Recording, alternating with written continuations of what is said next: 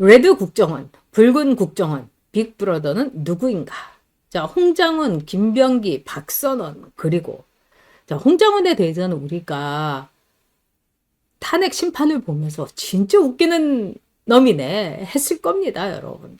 자, 홍장훈 메모를 가지고 뒤집어진 거죠, 사실은. 거기에 이 VIP들 다 체포해가지고 뭐 죽여야 된다, 뭐 어떻게 쳐넣어야 된다, 막 이렇게 된 거예요. 그리고 홍정원이가 이재명한테 전화해야 되지 않습니까? 뭐 조태용 원장한테 이러지를 않았나. 그리고 홍장원이 하고 한동훈이 하고 전화질을 한 거라고 저는 100% 생각합니다. 자, 그 홍장원이 메모를 이렇게 홍장원 메모라는 게 나왔죠. 근데 여러분 이걸 보시면 알겠지만 홍장원이 거짓말을 한다는 거를 그러니까 사람이 그래요. 말이 길어지고 그 다음에 말을 돌리고 물타기를 하고 이거는 뭡니까? 숨길 게 너무 많으면 그렇습니다. 그러니까 홍정은이가 그날 얘기했던 지적했던 이 메모 이건 가짜입니다, 여러분. 홍정은이가 뭐라고 합니까? 자기가 여인영 사령관하고 전화를 하면서 저희가 뭐 옆에 있는 보좌관한테 이거를 받아쓰라고 뭐 보좌관은 옆에 있었는데 자기가 이 메모를 했다 이러면서 자기가 이렇게 그러니까 왼손잡이였기 때문에 자기가 쓴 거를 자기가 몰랐다. 아니 자기가 쓴 걸 자기가 모르는 경우도 있습니까? 그래서 자기가 왼손잡이였기 때문에 나중에 그거를 보좌관한테 다시 정서를 하라고 해가지고 거기다가 자기가 가피를 했다 이렇게 얘기를 합니다. 근데 홍정원이가 자기가 왼손잡이라고 했지 않았습니까? 그러면서 뭐라고 했느냐? 제가 이렇게 다시 이 정리를 했습니다. 이러는데 또 오른손을 써요.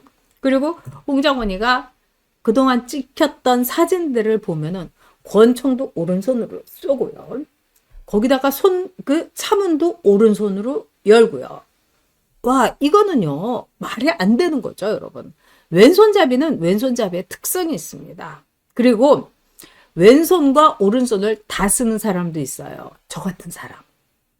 제가 원래 왼손잡이였거든요. 근데 저희 어머니가 이제 우리나라에서 왼손잡이는 여러 가지로 힘들잖아요. 그래서 저를 이제 오른손잡이로 이렇게 훈련을 시키셔갖고 제가 오른손을 더 물론 많이 씁니다. 근데 아주 무의식적이거나 혹은 중요한 행동.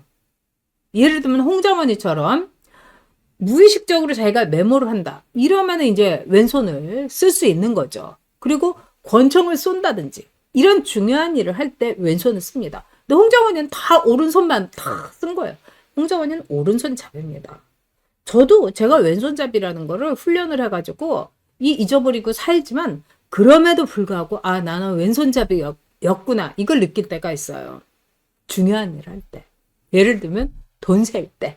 제가 왼손으로 돈을 셉니다, 여러분. 그리고 설거지하고 이렇게 행주를 짤 때. 제가 이렇게 설거지하고 나서 행주를 이렇게 짜놓으면은 저희 어머니나 많은 분들이 그래요. 방향이 이상하다고. 자기네들이 이렇게 오른손으로 짜는 게 아니라 저는 왼손으로 짜거든요.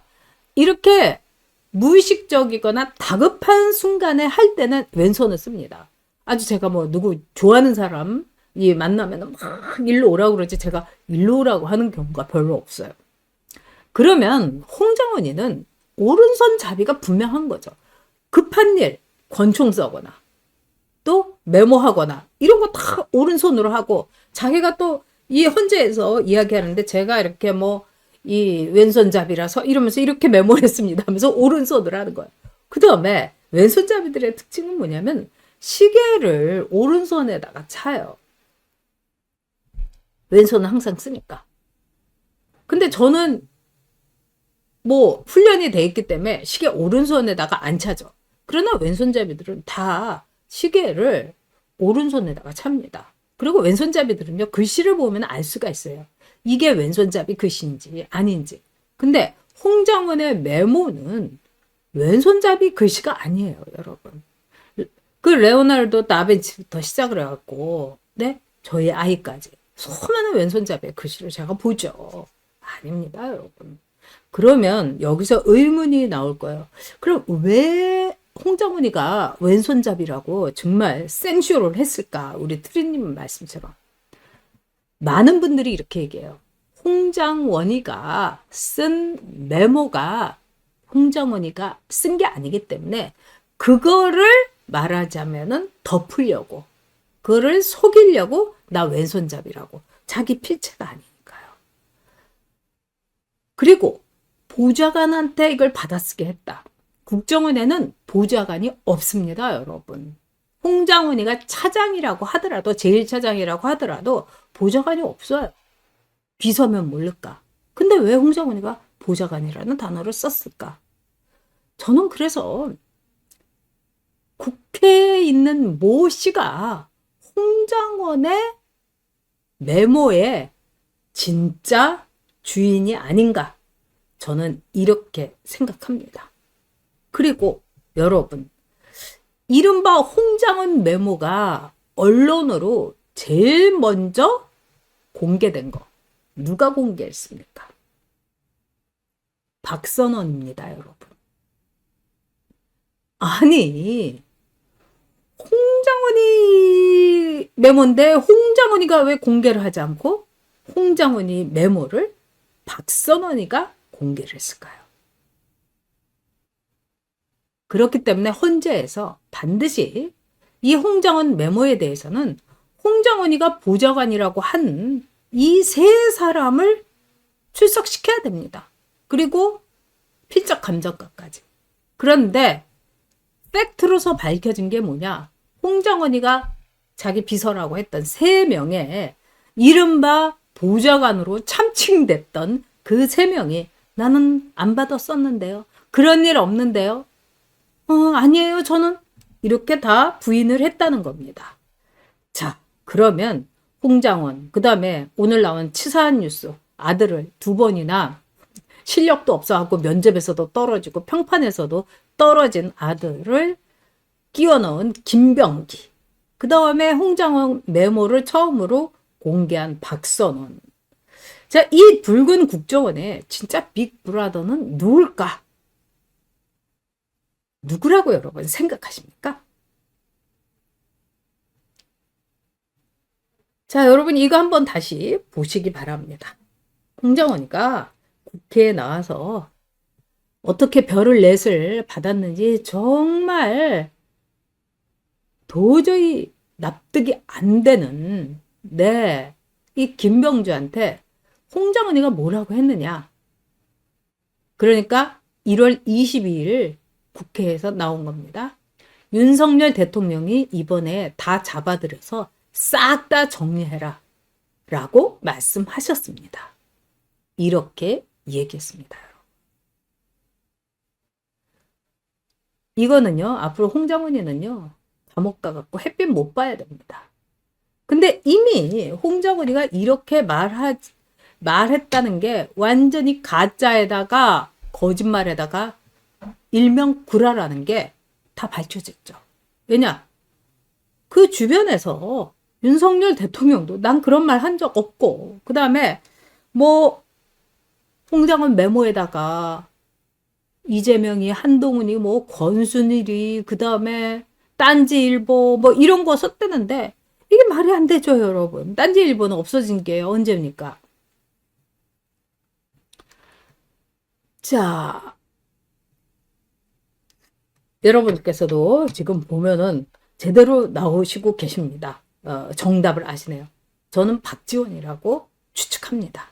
그리고 박지원은요, 이미 노무현 대통령 때부터 이 국정원에다가 어마어마한 인맥을 심어놨습니다.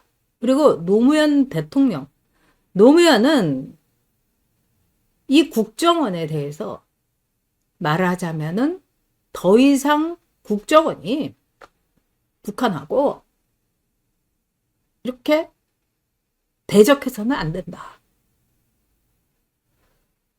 노무현이 못하는 게 검찰 개혁이죠. 그런데 확실하게 개혁을 국정원을 노무현이 했습니다.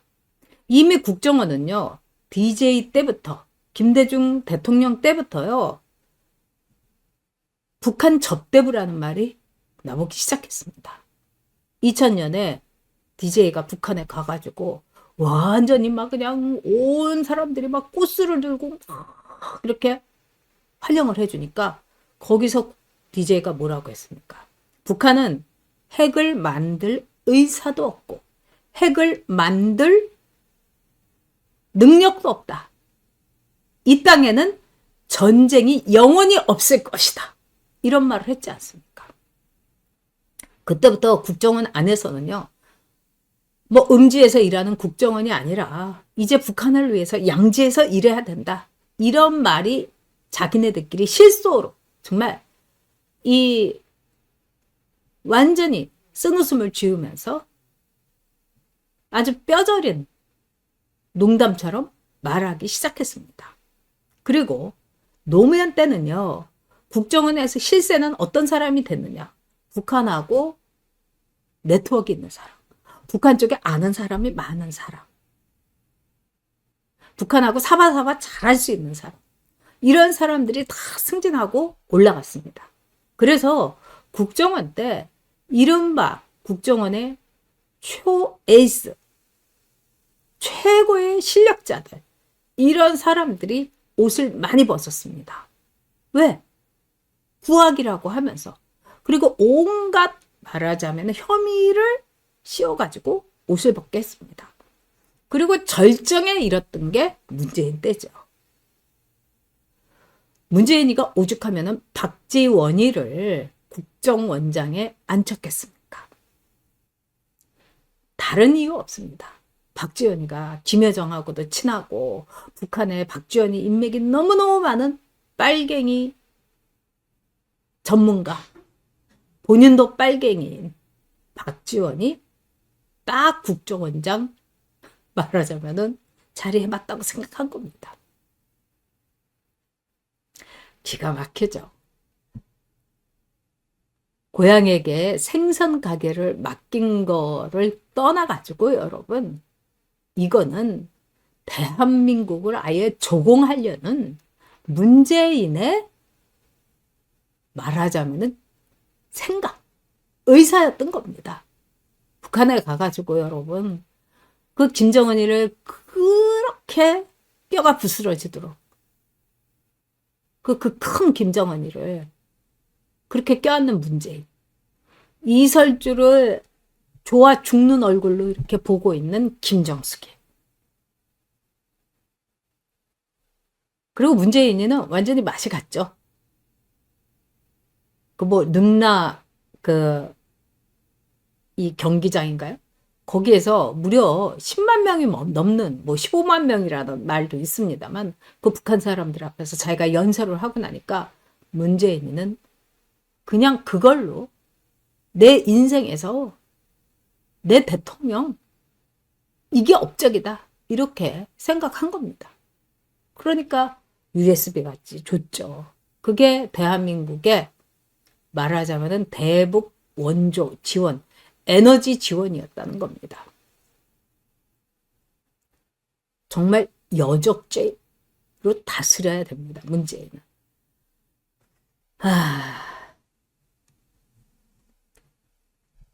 자, 그러면 지금 국정원에서는 지금의 사태를 어떻게 보고 있는가? 국정원에 계셨던 분 가운데에서 지금은 이제 뭐 다른 사업을 하고 계시는데 제가 그분하고 좀 통화를 했습니다. 정말 홍장원이는 어떤 인간인가? 국정원 내부에서의 평판이 완전히 바닥도 바닥이라고 합니다. 그리고 홍장원이는 이른바 여자 문제도 엄청나게 지저분했다고 그럽니다.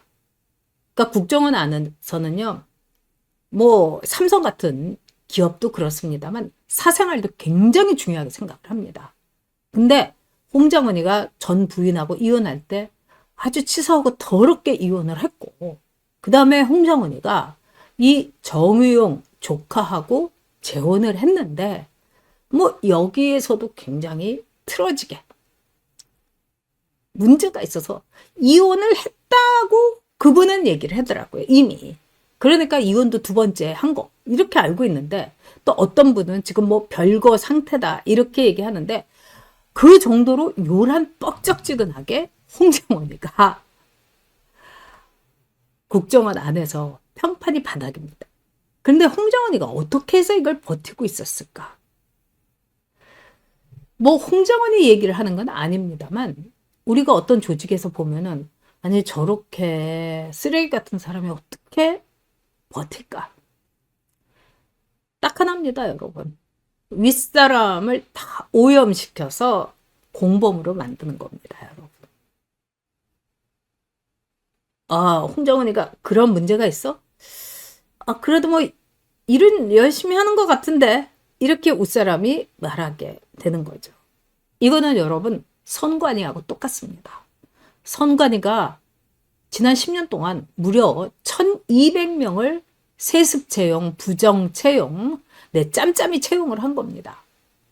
왜 선관위가 그렇게 오염되도록 웬만한 기업이라든가 공무원 시험에서는요. 누구 한 명이 여러분 부정으로 이 잘못 이렇게 시험지를 바꿔치기 한다든가 얘가 세자래요 뭐 이러면서 얘가 저기 구청장님 조카래요 이래가지고 무슨 뭐 구급시험 이런 것만 됐어도 나라 뒤집어 엎어집니다.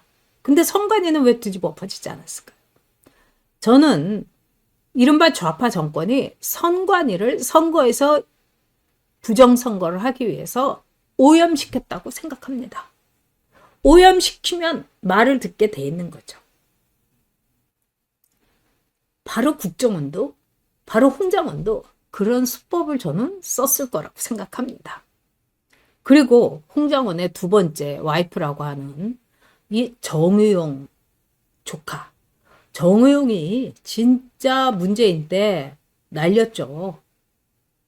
그리고 정의용이 그 당시에 강경화 외교부 장관도 그냥 꼭두각시로 만들었어요. 근데 정의용 의원은 제가 같이 의원 때 출장도 가봐서 너무 잘하는데 굉장히 열심히 일하는 사람이고 아주 나이스한 사람이에요.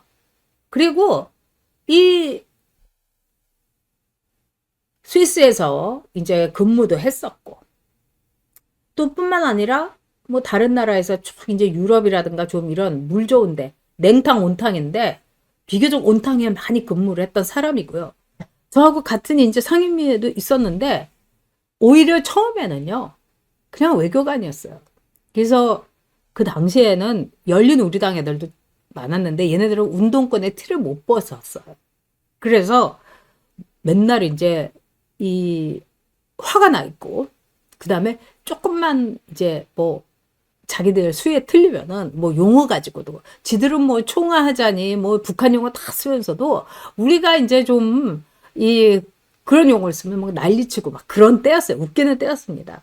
근데 회의가 이제 끝나고 이 의원들이 쉬는 휴게실이 있어요. 거기에 이제 정의원 의원이 뭐라고 했냐면 우리 이렇게 상임위에서 이렇게 친해지면은 당보다도 당이 달라도 더 친해지다고 그러는데 우리 부부 동반으로 좀 우리도 파티 같은 거 해보자고. 그리고 이왕이면 뭐 자기가 잘 아는 프렌치 레스토랑이 있는데 거기 셰프가 아주 이 프랑스 음식을 잘하니까 거기서 하자고. 그리고 내가 이 와인 어떤 거 셀렉션 할지 자기가 다. 그러니까 굉장히 이 외교적인 이 사람이었습니다. 그러니까 딱 그때 열린우리당 그 의원들이 보는 게 저 부르조아 저거 어떻게 개조하나 뭐 이런 거였습니다. 그리고 정의용 의원이 이제 스위스에 제가 이제 출장을 일체 그 EU 회의 때문에 이렇게 갔는데 저한테 그러더라고요. 저는 사실은 뭐 이렇게 그런 데 가서 쇼핑하고 이런 사람이 아닌데 저한테 여기 스위스가 여자 속옷하고 여자 스타킹이 아주 유명하다고. 전 처음 알았어요. 스위스는 뭐든지 다 비싸잖아요. 그러면서 이 브랜드가 있다고 이러면서 그 브랜드까지 저한테 친절하게 적어주고 그래서 제가 여자 속옷과 여자 스타킹 브랜드까지 알 정도면 엄청난 경처가 하겠구나 이렇게 생각을 했어요. 아닌 게 아니라 또 그 사모님 이 평판을 들어보니까 아주 요란 뻑적지근하더라고요. 그런데 그 정유용이 권력의 맛을 보니까 자기가 감방에도 안 갔다 왔죠. 투쟁 능력도 없죠. 뭐 민주화 이거 하고도 상관없죠. 그냥 전문 외교관이었죠. 그러니까 더 강성으로 나오더라고요. 그래서 저는 안보실장이었을 때 정의용이 이 국회에 나와서 발언하는 거 보고 너무 놀랐습니다. 자기가 그렇게 레즈가 빨갱이가 아니기 때문에 더 빨간 척하는 거 이렇게 하더라고요. 그런데 이 정의용이 못지않게 지금요 여러분들한테 국정원의 빅브라더 국정원을 쥐락펴락하는 박지원 이 사람도 정의용하고 똑같습니다. 여러분 원래 박지원이는요 뉴욕에서 가발 장사를 했고 최모라는 그 유명한 탤런트를 거의 뭐 뉴욕 바닥에 알게 그 여자가 막 도망을 가도 막 그 여자를 끝까지 괴롭히고 뭐 그런 얘기가 그 본인도 얘기한 적이 있어요. 그 최모라는 탤런트가 그랬는데 원래 박지원이는요 전두환 대통령의 동생인 전경환 씨, 정경환 씨가 뉴욕에 왔을 때 이른바 수행을 하면서 가방 못질을 했어요. 그래서 거기에 비벼가지고 어떻게 좀 해서 박지원이의 최고의 목표가 뭐냐? 비례 국회의원 되는 거였어요. 그래서 뉴욕에 있는 사람들한테도 뉴욕 한인회장이면은 고국에 가가지고 배지 한번 달아야 된다고 이렇게 말하고 다녔습니다, 여러분. 그러다가 태세를 전환을 해서 아무래도 내가 국회의원 배지 못 달 것 같으니까 그때 박사월이라는 필명으로 김영욱 회고록을 쓴 김경재 씨한테 DJ를 만나게 해달라고 한 겁니다. 그래서 제가 김경재 씨한테 직접 들었어요. 그래서 김경재 씨가 DJ를 만나려면은 접견료가 필요하다. 이 맨손으로 가면 안 된다. 맨입으로. 그래서 그때 DJ하고 이렇게 해가지고 얼만가 10만 불을 요구를 했다고 합니다. 박지원한테. 그랬더니 박지원이 그거 좀 깎을 수 없냐고. 그래서 깎아줘가지고 박지원이 DJ를 만났다는 거죠. 그러고 나서 박지원의 시대가 열린 겁니다, 여러분. DJ가 삼수 끝에 접는다고 하더니 대통령 당선되고 나서 청와대 대변인 시켜줬죠. 문화공보부 장관 시켜줬죠. 그리고 박지원이는 제일 중요한 국정원을 완전히 아작을 낸 겁니다. 국정원의 빅브라더 홍정원이, 박선원이, 김병기 이런 사람을 가능하게 했던 거 바로 박지원이었습니다. 네, 여러분들께서 뭐 다들 들었다 이런 말씀 이렇게 하시는데 참 이 김경재님 너무 억울함 모짜렐리님 그러셨는데 그러니까 김경재가 이제 그분이 이제 충성을 다했죠 이 DJ한테. 그런데 김경재 이분은 너무 DJ의 인간성 여기에 이제 실망을 많이 한 거죠. 저도 그래서 별별 얘기 다 들었습니다. 예를 들자면은 DJ가 차가 필요하다고 해가지고 이 호남 이 교포들이 돈을 모아가지고 올즈모빌이라는 차를 할부로 사서 DJ한테 선생님 이거 타고 다니십시오 이렇게 된 거예요. 근데 DJ가 딱 이제 대통령 접는다고 하더니 공천 때가 딱 되니까 나 다시 정치하겠다고 하면서 귀국을 하는 거예요. 그러니까 당연히 우리 같으면 이 할부도 남은 올즈모빌을 반납하는 거 아닙니까, 여러분? 그런데 그거를 아들에게 딱 줬다는 거 아닙니까?